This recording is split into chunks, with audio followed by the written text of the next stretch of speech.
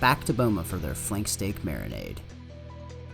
Hey guys, and welcome to another episode of Remy's Apprentice. Now this marinade derives from Durban, South Africa, and works well not just with steak, but chicken and shrimp as well. We're going to want to kick things off with peeling 5 medium-sized garlic cloves, skinning 4 ounces of ginger before adding to a food processor with 1/4 cup malt vinegar and blending. Next we're going to grind down 1 tablespoon of fresh cardamom, adding that to a large bowl, then adding 2 tablespoons coriander, 1 tablespoon turmeric, 2 tablespoons thyme, 1 tablespoon crushed red pepper, 1 cup of Worcestershire sauce, 1 cup low-sodium soy sauce, 1/4 cup balsamic vinegar, 1/4 cup sunflower oil, and then a half cup of olive oil. Add in your garlic and ginger puree and we have marinade. And next we're going to want to completely submerge our steaks in our marinade and using plastic wrap to cover directly over our liquid, ensuring there is no air contact. Indiana Jones, caress your bowl and place in fridge for 24 hours.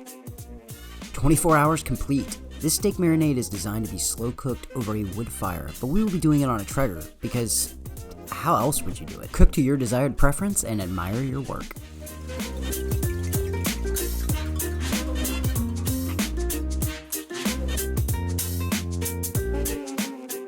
And something that I personally like to do is use some fresh rosemary to lather my steak with melted butter. And there you have it. This marinade seeps deep into the meat and turned a cost-efficient cut of beef into a home award-winning favorite. Let me know how yours turned out in the comments section below. Like, subscribe, and until next time, cheers.